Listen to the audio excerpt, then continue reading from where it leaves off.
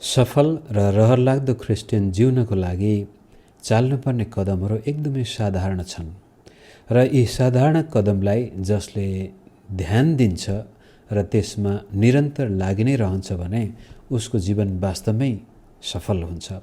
ऊ एउटा रहरलाग्दो क्रिस्चियन जीवन बिताउन सक्छ र उसको घर परिवारदेखि लिएर समाज छरछिमेकमा पनि ऊ येशूको असल गवाही बन्न सक्छ। त्यसैकारण मित्र, यो भिडियो सन्देशमा यो साधारण कदमको बारेमा म केही कुरा बताउन चाहन्छु। व्यवस्था 28 अध्यायको 47 र 48 पदमा परमेश्वरले इजरायलीहरूलाई आफ्नो मनको कुरो मोशद्वारा यसरी व्यक्त गर्नुहुन्छ। तिमीहरूसँग सबै चिज प्रशस्त हुँदा खुसीसँग प्रसन्न चित्तले परमप्रभु आफ्ना परमेश्वरको सेवा गरेनौ, यो चाहिँ परमेश्वरको गुनासो। जब सबै कुराहरू ठिक छ जीवनमा, त्यति बेलामा तिमीहरूले परमेश्वरको सेवा खुसीसँग प्रसन्न चित्तले गरेनौ। बेखुसी भएर गनगन गरेर अनि करकापमा परेर उनीहरूले परमेश्वरको सेवा गरेको देखिन्छ। त्यसै कारण 48 पदमा यसरी भनेको छ, यस कारण भोक, प्यास, नग्नता र सबै चिजको अभावमा परेर परमप्रभुले तिमीहरूका विरुद्धमा पठाउनुभएका शत्रुहरूको तिमीहरूले सेवा गर्नेछौ। अब शत्रुको बन्धनमा, दासत्वमा यिनीहरू जाँदैछन्, कारण सुखका दिनमा, स्वतन्त्रताको दिनमा, सम्पन्नताको दिनमा यिनीहरूले परमेश्वरलाई खुसीसँग प्रसन्न चित्तले सेवा गरेनन्। त क्रिस्चियन जीवन अत्यन्तै साधारण छ कि यदि तपाईँ र मेरो जीवनमा सबै कुराहरू ठिक छँदाखेरि नै परमेश्वरलाई खुसीसँग प्रसन्न चित्तले हामी सेवा गर्ने व्यक्ति हौँ भनेदेखि हाम्रो जीवनमा यो शत्रुको बन्धन, तनाव आउनु पर्दैन, त्यो आवश्यक नै छैन। अनि यहाँ यसरी पनि भनेको छ, उहाँले तिमीहरूलाई नाश नगर्नु भएसम्म तिमीहरूको काँधमा चाहिँ फलामको जुवा हालिदिनुहुनेछ। यो बन्धन, कैदमा, झ्यालखानामा परेको जीवन सीमित जीवन भयो। त्यसै कारण यदि तपाईँ र मेरो जीवन सफल, सशक्त, शान्तिले भरिएको, आनन्दले भरिएको, आशिषले भरिएको हुने हो भनेदेखि पहिलो कदम चाहिँ सुखमा परमेश्वरलाई आफ्नो सारा हृदयले, आफ्नो सारा समशक्तिले, आफ्नो सारा तागत बलले सेवा गरौँ। जसले यो सत्यलाई जानेको हुन्छ त्यो व्यक्तिले आफ्नो जीवनमा दुःखका दिन त देख्दै देख्दैन र केही गरी दुःख आइगएको खण्डमा पनि ऊ विचलित हुँदैन, ऊ बन्धनमा जाँदैन, ऊ शत्रुको दासत्वमा जाँदैन।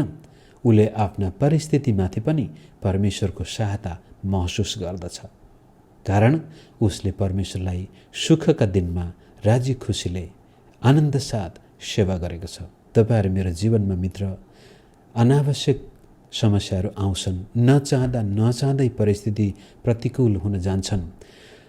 त्यस्तो स्थितिमा पनि हामी परमेश्वरमा निरन्तर खुसी साथ सेवामा लागि नै राख्यौं भनेदेखि त्यो जीवन निश्चय नै सफल, सशक्त हुनेछ। होइन भनेदेखि यो तनाव, यो बन्धन, यहाँ के हुन्छ, भोग, प्यास, नग्नता र सबै चीजको अभावमा परेर तिम्रो शत्रुको मुनि दास बन्नेछौ। आज संसारलाई हेर्नुहुन्छ भनेदेखि मानिससँग प्रशस्त सम्पत्ति छ र पनि केही न केही कुरा उनीहरूलाई पुगेको छैन। आज मानिसहरू निकै स्वस्थ छन्, सबै प्रकारको औषधि उपचार गर्न सक्ने क्षमता उनीहरूसँग छ र पनि उनीहरूमा त्यो आराम छैन। आज मानिसहरू स्वतन्त्र छन्, संसारभरि घुम्न सक्छन् र पनि उनीहरू अझै कुनै न कुनै प्रकारको तनावमा नै छन्। विशेष गरी यो विकसित देशमा आज धेरै मानिसहरू मानसिक रोगी भएका छन्।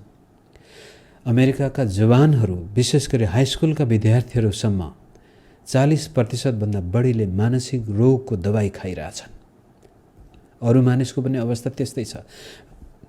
अधिकांश मानिसहरू, यो थेरापी भन्ने शब्द छ, मानसिक रोग लागेर, तनाव भएर, डिप्रेसनका शिकार भएर उनीहरू यो मनोवैज्ञानिक शास्त्री कहाँ गएर, मनोचिकित्सक कहाँ गएर उपचार गरिरहेका छन्।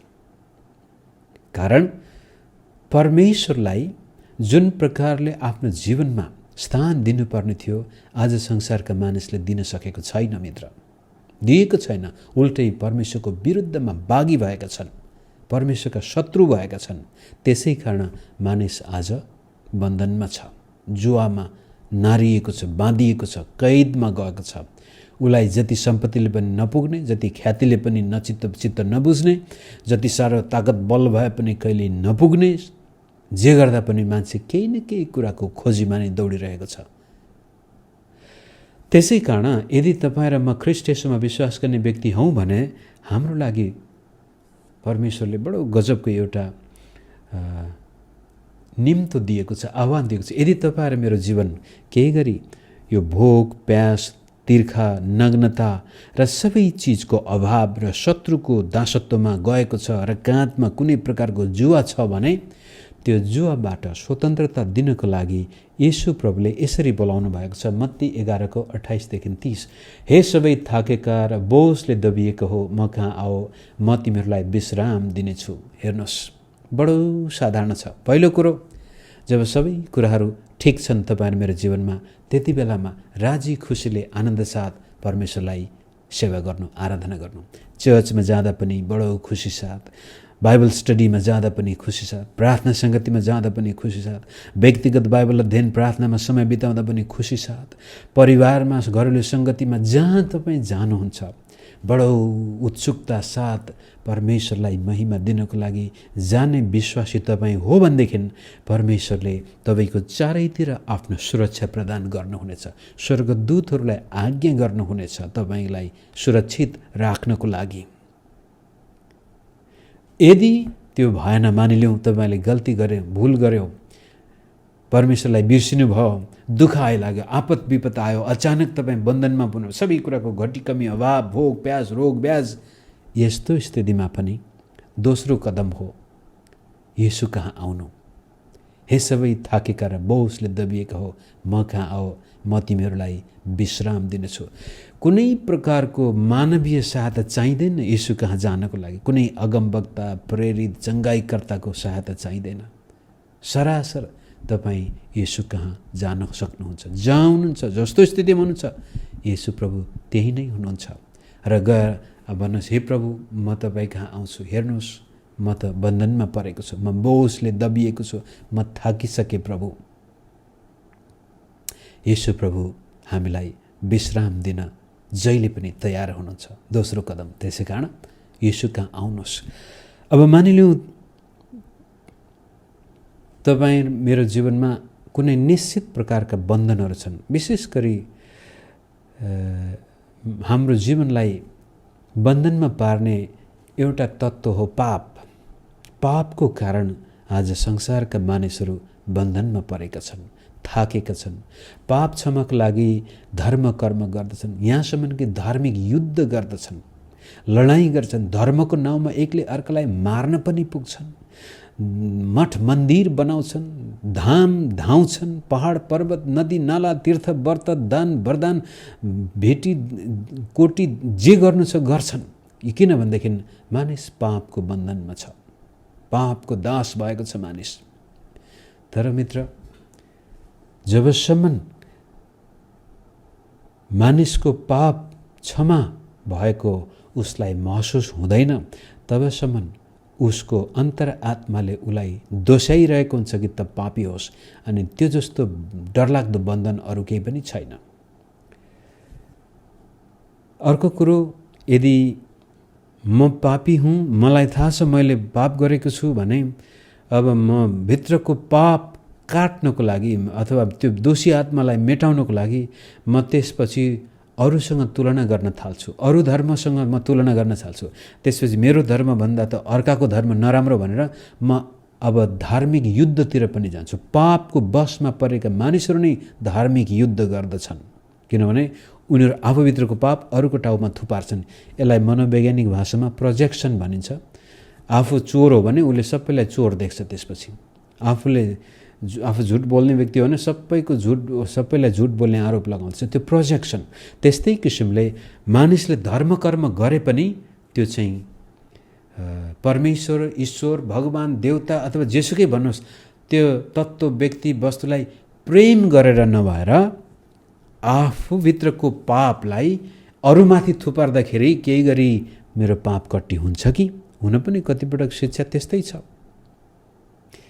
तर बाइबलको शिक्षा कस्तो छ? बडो गजबले यसरी हामीलाई यूहन्नाको पत्र पहिलो यूहन्ना 1 अध्यायको 8 र 9 पदमा, यदि तपाईँ ख्रीष्ट येशूमा विश्वास गर्ने व्यक्ति हो र पनि तपाईँले आफैलाई पापको दलदले हिलोमा फसेको भेटाउनु भयो, पापको दोषी आत्माले तपाईँलाई छोडेको छैन।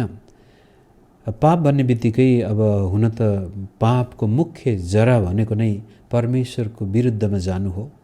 परमेश्वरलाई पुज्न छोडेर अरू कुनै चिज वस्तु र व्यक्तिलाई पुज्नु नै पापको परिभाषा हो। त्यसपछि पापका परिणामहरू, पापका फलहरू पनि छन्। अब लोभ पनि त्यस्तो प्रकारको पाप हो जसले तपाईँ मेरो जीवनमा बन्धन ल्याउँछ। यौन दुराचार पनि त्यस्तो पाप हो। अभिलाषा, व्यभिचारी जीवन सोच पनि बडो डरलाग्दो बन्धनमा हालिदिने पाप हो। अहङ्कार, रिस, डाह, घृणा यी सबै त्यस्ता किसिमका पाप हुन् जसले हामीलाई कैदमा हालिदिन्छ, बन्धनमा हालिदिन्छ। तितोपना, तिरस्कार, यसले हाम्रो शरीर, प्राण, आत्मा सबैलाई सुकेनाशमा लगाइदिन सक्छ। त यस्तो स्थितिमा हामी आफैलाई भेट्टाउँछौँ भने यहाँ यसरी भनेको छ पहिलो यूहन्ना 1 अध्यायको 8 र 9 पद, यदि हामीमा पाप छैन भने हामी भन्छौँ भने त हामीले आफैलाई धोका दिन्छौँ र हामीमा सत्य हुँदैन। यदि तपाईँले मैले त पाप गरेको छैन भन्नुहुन्छ भने आफैले आफैलाई धोका दिँदै हुनुहुन्छ। कारण सायद हुनसक्छ तपाईँको चेतनामा तपाईँले पाप नगरेको जस्तो लाग्छ, तर तपाईँको अर्ध चेतनालाई थाहा छ। त्यसले तपाईँभित्र त्यो दोषी आत्मालाई काम गर्न दिएको कारण तपाईँको कतिपटक मानसिक सन्तुलन बिग्रिन सक्छ। शारीरिक रोग व्याधले पनि तपाईँलाई छिटै आक्रमण गर्न सक्छ यदि हामीले आफूभित्रको पापलाई स्वीकार गर्नुको सट्टामा त्यसलाई इन्कार गरिरहेछौँ। होइन, मैले पाप गरेको छैन, मैले गल्ती गरेको छैन, मेरो गल्ती होइन। तपाईँ जहिले पनि समस्या हुँदाखेरि अर्काको मात्रै दोष देख्नुहुन्छ, आफ्नो दोष कहिले देख्नुहुन्न भने तपाईँले आफ्नो शरीरलाई, आफ्नो प्राणात्मालाई बिरामी बनाउँदै हुनुहुन्छ।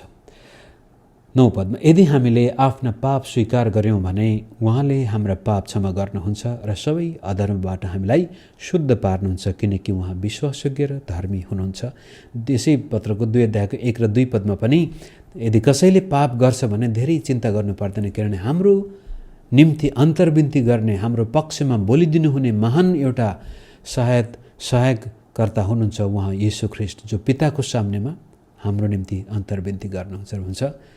जसले आफ्नो पाप स्वीकार गर्दछ त्यसका पाप क्षमा भएको कुरो येशू ख्रीष्टले घोषणा गर्नुहुन्छ। त्यसै मित्र, पहिलो कुरो सुखका दिनमा परमेश्वरलाई खुसी साथ सेवा गर्नुहोस्।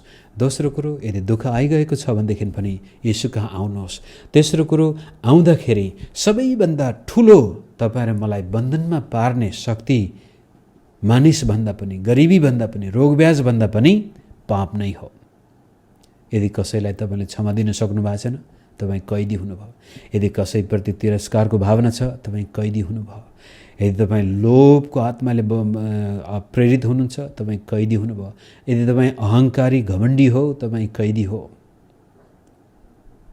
डाह, ईर्ष्या यी सबै कुराहरूले मान्छेलाई त्यसलाई अब हेरेर, हे परमेश्वर मलाई माफ गर्नुहोस्, मलाई सहायता गर्नुहोस् प्रभु, मभित्र पाप छ, मभित्र लोभ छ, मभित्र डाह, ईर्ष्या, इवी, घृणा, तिरस्कार, तितोपना छ। हे परमेश्वर मलाई सहायता गर्नुहोस्, म मेरा पाप स्वीकार गरेर तपाईँको चरणमा आउँछु भनेर जब तपाईँ ख्रीष्ट येशू कहाँ आउनुहुन्छ, उहाँले तपाईँका पापलाई आफूमा बोक्नु भएको तथ्य प्रकट गर्नुहुन्छ र भन्नुहुन्छ, मेरो छोरा, मेरो छोरी, तिम्रो पाप सदाको लागि मैले कल्वरी क्रुसमा बोकिसकेको छु। अब तिमी चिन्ता नगर, तिम्रो पाप क्षमा भएका छन्।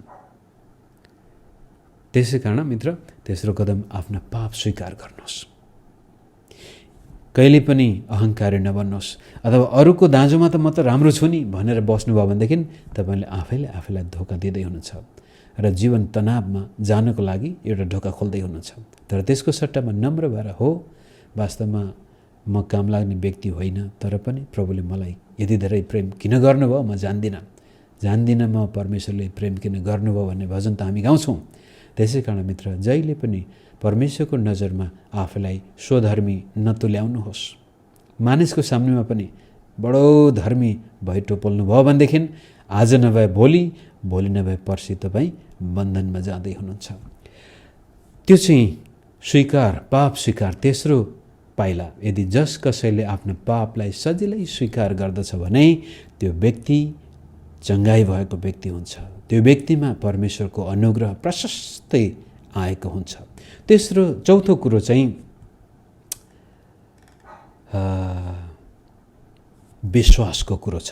अथवा मानिलिउँ तपाईँ रोग व्याजले ग्रसित हुनुभएको छ अथवा शारीरिक रोगले तपाईँलाई दुःख दिएछ। यो पनि एउटा जीवनलाई बडो तनावमा लैजाने खण्ड हो, जीवनको एउटा भाग हो। जबसम्म शरीरमा तागत बल हुन्छ हामीलाई थाहा हुँदैन। जब अचानक बिरामी हुनुहुन्छ भने त्यसपछि चाहेको कुरो गर्न सक्नुहुन्न, चाहेको ठाउँमा जान सक्नुहुन्न, मन परेको कुरो खान सक्नुहुन्न। अब विशेष गरी यदि गरिबी अवस्थामा भएको व्यक्ति ठुलै बिरामी भइदियो भनेदेखि अस्पताल जान पनि नसक्ने अवस्था छ। घर जग्गा जमिन बेचेरै पनि उपचार गर्न नसक्ने अवस्थामा जिन्दगी बडो डमाडोल हुन्छ।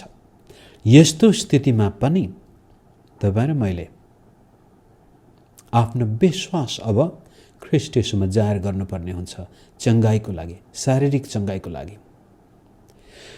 शरीरमा स्वास्थ्य हुन्जेलसम्म तपाईँ प्रभुलाई एकदमै आनन्द साथ सेवा गर्नुहुन्थ्यो अनि तपाईँले दिनदिनै आफ्नो पाप स्वीकार गर्दै हुनुहुन्छ र आफूलाई कहिले पनि म त विशेष मान्छे हो नि त, म त धर्मी हो नि, म त राम्रो व्यक्ति भएर प्रभुले मलाई माया गरेको होला भन्नुको सट्टामा वास्तवमा म त काम नलाग्ने व्यक्ति नै हो, तरै पनि प्रभुले म जस्तो पापीलाई बचाउनु भयो भनेर बडो धन्यवादी भएर आफ्नो पाप स्वीकार गर्दै हुनुहुन्छ भनेदेखि सायद शरीरमा रोग नआउन पनि सक्छ। तर केही गरी आइगएको खण्डमा, किनभने हामी पापी संसारमा छौँ, कतिपल्ट आफ्ना पापको कारण मात्र अरूका पापको असर पनि हाम्रो जीवनमा पर्दछ। मित्रहरू, मैले मात्रै पाप गर्ने भन्दा पनि अरूले गरेका पापको परिणाम मैले पनि भोग्नु पर्ने छ, किन हामी सारा पापी संसारमा बाँचेका छौँ। यहाँ एउटाको पापले सबैलाई असर गर्दछ र त्यस्तो स्थितिमा यदि शरीरमा रोग व्याज लाग्यो, तपाईँ अशक्त हुनुभयो भने पनि त्यति बेलामा यसरी लेखिएको छ मत्ती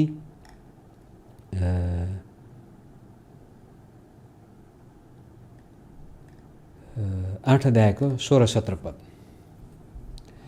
जब साँझ पर्यो तब तिनीहरूले उहाँ कहाँ भूत लागेका धेरैजनालाई ल्याए र उहाँले वचनद्वारा नै भूतहरूलाई निकाल्नुभयो र जति बिरामी थिए सबैलाई निको पार्नुभयो। यसैया अगमवक्ताले बोलेको अगमबाणी पुरा हुनलाई यो भएको थियो र उहाँ आफैले हाम्रा दुर्बलताहरू लिनुभयो र हाम्रा रोगहरू उठाइ लानुभयो। अथवा आफैमाथि येशू ख्रीष्टले हाम्रा रोग उठाउनु, जसरी पाप उठाउनु भयो र हामीले स्वीकार गर्ने बित्तिकै हामी क्षमा भएको, कहिल्यै पाप नगरेसम्म हुन्छौँ, त्यस्तै किसिमले येशू प्रभुले हाम्रा रोगहरू पनि आफूमा बोक्नु भएको तथ्य मत्तीले बडो स्पष्टसँग यसैया अगमवक्ताले दिएको अगमबाणीलाई उद्धृत गर्नुहुन्छ। र पत्रुसले पनि पहिलो पत्रुस 2:24 यसरी छ, हामी पापका लेखी मरेर धार्मिकताको लेखी जिउँ भनी उहाँले क्रुसमा आफ्नै शरीरमा हाम्रा पाप बोक्नुभयो, उहाँकै चोटहरूद्वारा तिमीहरू निको भयो। याद राख्नु, यो पदमा त दुईटै कुराहरू छन्। येशू प्रभुले पाप पनि बोक्नुभयो, येशू प्रभुले रोग पनि बोक्नुभयो। त अब यहाँनिर चाहिन्छ विश्वास कि येशू ख्रीष्टले जसरी मेरा पाप बोक्नु भएको छ त्यसै गरी येशू ख्रीष्टले मेरो रोग पनि बोकिसक्नु भएको कारण अब म बोक्नु पर्दैन। मानिलिउँ तपाईँ अस्पतालमा सुतिरहनु भएको छ, त्यति बेलामा पनि तपाईँको विश्वास येशू ख्रीष्टले गर्नुभएको काममा हुनुपर्छ कि येशू ख्रीष्टले मेरो रोग बोकिसक्नु भएको छ, वास्तवमा मैले बोक्नु पर्दैन। त्यसै कारण प्रभु म तपाईँ कहाँ आउँछु, प्रभु म आउँदैछु, मलाई चङ्गाई दिनुहोस्, तपाईँका कोर्राका चोटले मेरो निम्ति किनेको चङ्गाई मलाई दिनुहोस् भनेर अब तपाईँ र मैले आफ्नो विश्वासलाई जाहेर गर्नुपर्छ। मुखबाट बोलेर तपाईँले प्रार्थना गर्दाखेरि भन्न सक्नुपर्ने हो, म डाक्टरले उपचार गरिरहेको अवस्थामा छु, तरै पनि ख्रीष्ट येशूले मेरा रोग बोकिसक्नु भएको छ, मलाई उहाँले चङ्गाई दिइसक्नु भएको छ। त्यो विश्वास तपाईँ मैले जाहेर गऱ्यौँ भनेदेखि हामी हाम्रा बन्धनबाट छुटकारामा आउन सक्छौँ। थाकेका बोझले दबिएकाहरूले विश्राम पाउन सक्छौँ। त्यो रोग व्याध सँगसँगै जोडिएको अर्को समस्या हो गरिबी। जसरी येशू ख्रीष्टले पाप बोक्नुभयो, जसरी येशू ख्रीष्टले रोग बोक्नुभयो, त्यसरी नै येशू ख्रीष्टले हाम्रा गरिबी पनि बोक्नुभयो। याद गर्नुहोस् व्यवस्था 28 को 47 र 48 पदमा के भनेको छ? जब तिमीहरूसँग सबै कुरा प्रशस्त थियो, जब तिम्रो स्वास्थ्य थियो, त्यति बेलामा तिमीहरूले राजी खुसी उदार चित्तले परमेश्वरलाई सेवा गरेनौ। त्यसै कारण अब तिम्रो भोक प्यास नग्नता र सबै कुराको अभाव, शत्रुको दास र काँधमा जुवा परेको छ भनेको छ भने ख्रीष्ट येशूले हामीलाई त्यो सबै प्रकारका बन्धनबाट मुक्ति दिनुभएको छ। त्यसै कारण गलाती 3:13-14 पदमा पावलले भन्नुहुन्छ, ख्रीष्ट येशूले हामीलाई व्यवस्थाका श्रापबाट मोल तिरेर छुटकारा दिनुभएको छ। त गरिबीको बारेमा कुरा गर्दाखेरि के खाउँला, के लाउँला, के पहिरौँला, मानिसका आधारभूत आवश्यकताको पनि प्रावधान येशू ख्रीष्टमा परमेश्वरले गर्नुभएको छ। त्यो कुरो मत्ती 6:31-33 पढौँ। यसकारण के खाउँला, के पिउँला, के पहिरौँला भनेर फिक्री नगर, किनकि अन्य जातिहरूले यी सब थोक खोज्दछन् र तिमीहरूका स्वर्गमा हुनुहुने पिताले तिमीहरूलाई यी सबै थोकको खाँचो छ भने जान्नुहुन्छ। तर पहिले उहाँको राज्य र उहाँका धार्मिकताको खोजी गर र यी सबै थोक तिमीहरूका निम्ति थपिनेछन्। यसको बारेमा धेरै बयान गर्न आवश्यक छैन। तपाईहरु मैले धेरैचोटि सुनेको, जानेको, कण्ठ गरेको पद हो। तर पनि धेरै पटक हामी यसलाई गम्भीरतापूर्वक लिँदैनौँ। त ख्रीष्ट येशूमा विश्वास गर्ने व्यक्तिका भौतिक आवश्यकता पनि परमेश्वरले पूरा गर्नुभएको छ। त्यो विश्वासका साथ तपाईहरुमा ख्रीष्ट येशूका आउनु पर्यो। हे सबै बोझले दबिएका र थाकेकाहरू म कहाँ आउँ भनेछ। विश्वासका साथ गरिबीबाट छुटकारा पाउन, अभावहरूबाट छुटकारा पाउन पनि हामी परमेश्वर कहाँ आउन सक्छौँ मित्र। त्यसपछि अन्तिम पद पढेर म यो सन्देश अलि लामै भइसकेछ। मानसिक तनाव छ मानिलिउँ। जसरी शरीरको रोगव्यास येशू ख्रीष्टले बोक्नुभयो, त्यस्तै किसिमले मानसिक रोग लागेको छ। त्यस्तो अवस्थामा पनि यहाँ यसरी फिलिप्पी 4:6-7 पद पढ्छु म। कुनै कुरामा चिन्तित नहो, तर हरेक कुरामा प्रार्थना र निवेदनद्वारा धन्यवाद सहित तिमीहरूका बिन्ती परमेश्वरमा जाहेर हुन् र समझले नै भ्याउन नसकिने परमेश्वरको शान्तिले तिमीहरूका हृदय र तिमीहरूका मनलाई येशूमा रक्षा गर्नेछ। आज मानसिक सन्तुलन धेरै मानिसले गुमाइरहेका छन्। डिप्रेसनको शिकार भएका छन्, तनावको शिकार भएका छन्। जब मानिस डिप्रेसनको शिकार हुन्छ अथवा मानसिक तनावमा ऊ जान्छ, त्यसपछि धेरै कुरा केही पनि गर्न सक्दैन, जीवन सिद्धियो भने पनि हुन्छ। त यस्तो स्थितिमा पनि यदि तपाईँ र म येशूको बोलावटलाई सुन्छौँ, हे सबै थाकेका र बोझले दबिएका हो म कहाँ आऊ भन्नुभएको छ प्रभुले, र त्यसै अनुसार हामी आफ्नो मानसिक तनाव अवस्थामा पनि ख्रीष्ट येशू कहाँ आएर भन्छ, हे प्रभु तपाईँ बाहेक मेरो अर्को उपाय छैन। त्यति बेलामा यहाँ के भनेछ, समझले नै भ्याउन नसकिने परमेश्वरको शान्तिले तिमीहरूका हृदय र तिमीहरूका मनलाई येशूमा रक्षा गर्नेछ। हृदयमा तितोपना इत्यादि किसिमको नराम्रो कुरो छ भने मगजमा डर, चिन्ता, हीनताबोध इत्यादि कुराहरू छन्। Depression, anxiety, panic disorder, bipolar disorder, जेसुकै भने पनि तुर धेरै रिसाउने, आशा नभएको यस्तो स्थितिमा पनि येशू प्रभुले भन्दछ, म कहाँ आऊ, म तिमीहरूलाई विश्राम दिनेछु। त क्रिस्चियन जीवन, सफल र सशक्त क्रिस्चियन जीवन जिउन धेरै मेहनत गर्नु पर्दैन। यत्तिकै समस्या नहुँदाखेरि बडो उदार के भन्छ, राजी खुसीले खुसीसाथ सेवामा जानुहोस्। केही गरी दुःख आइहालेको खण्डमा पनि येशू कहाँ आउनुहोस् र आफ्नो पाप स्वीकार गर्नुहोस्, आफूलाई नम्र बनाउनुहोस् र त्यसपछि तपाईको गरिबीबाट छुटकारा दिन, तपाईको शारीरिक रोगबाट चङ्गाई गर्न, तपाईको मानसिक रोगबाट चङ्गाई गर्नको लागि येशू ख्रीष्टले गरेका काममाथि विश्वास गर्नुहोस्। अनि यो 1-2 दिन होइन, यो चाहिँ दिनदिनै निरन्तर लगातार गरि नै राख्नुभएको खण्डमा मित्र तपाईँ साँच्चै नै एउटा आशिषित, सफल, शक्तिशाली क्रिस्चियन बन्नुहुनेछ भन्ने मेरो आशा र मेरो प्रार्थना छ। प्रभुले यहाँहरूलाई आशिष दिनुभएको होस्। जय मसीह।